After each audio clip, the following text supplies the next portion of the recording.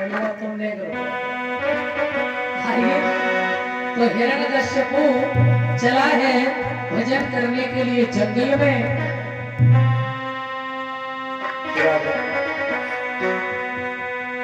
ये हिरण्यकुश बड़ो अंगारी, खुशी अति भारी है।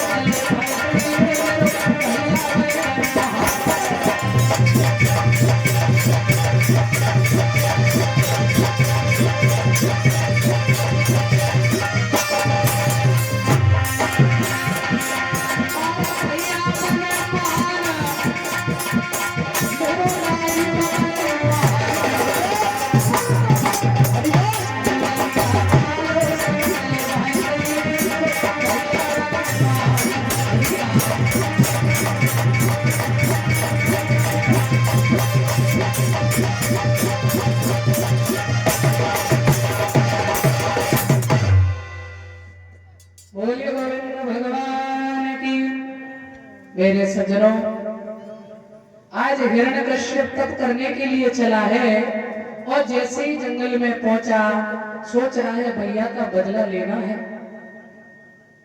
प्रभु को प्रसन्न करना है, क्योंकि मेरे भाई को नारायण ने मारा है।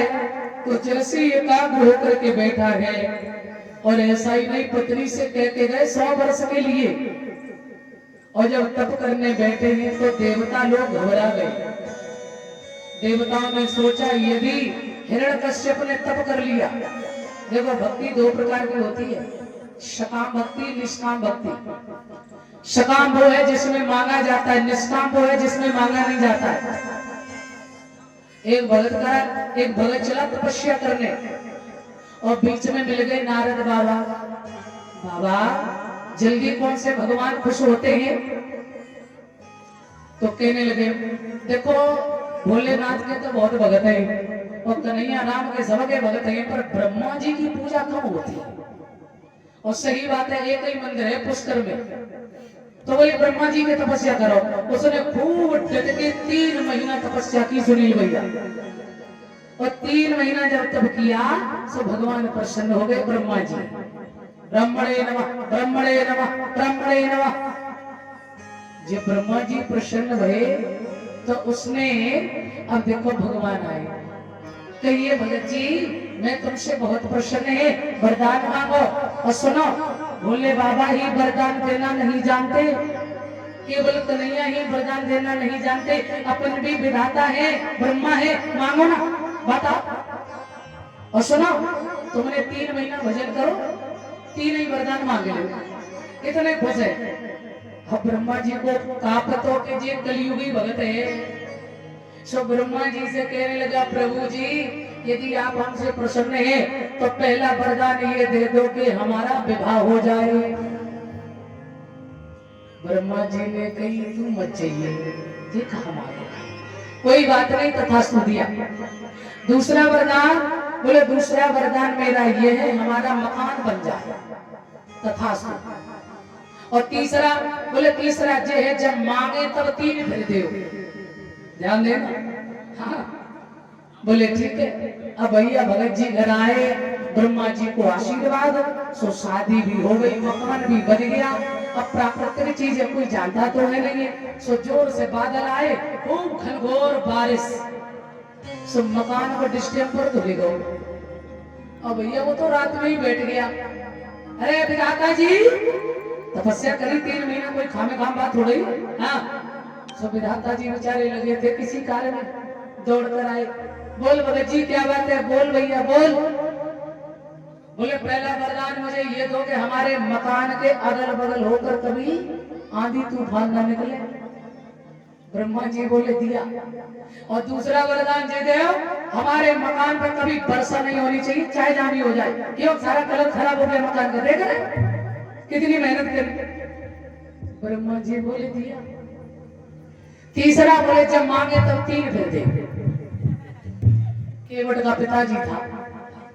अब भैया पहले तो एडवांस बुकिंग, भगवान चले गए। एक बार भगत जी को है जुकाम बुखार, अब बताओ शरीर है हो सकता है कुछ भी, तो बोले डॉक्टर के पास थोड़े जाएंगे। क्यों? बोले तपस्या करी 3 महीना, खामे खाम बात थोड़ा ही।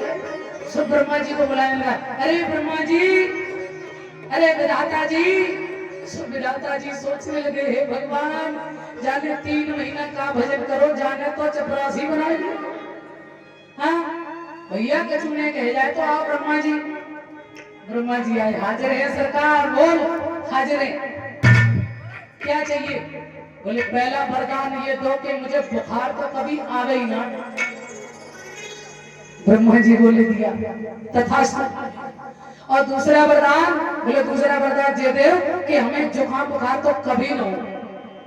ब्रह्मा जी बोले एवं अस्तु। तीसरा ब्रह्मा जी ने सोची, फिर बोले बोल बोल भैया बोल। बोले तीसरा जे दे जब मांगे तब 3 फिर दे। ब्रह्मा जी परेशान, भगवान नर्मदेश्वर के पास गए। जय हो प्रभु, त्रामाम त्रामाम, रक्षा करो। भगवान बोले क्या हुआ? अरे बोले एक भगत ने तपस्या क्या करी भैया, माने बिना पैसा को नौकर बना लियो। थोड़ा बचू है जाए, आओ ब्रह्मा, आओ ब्रह्मा, प्रभु जी बचा लो की बात।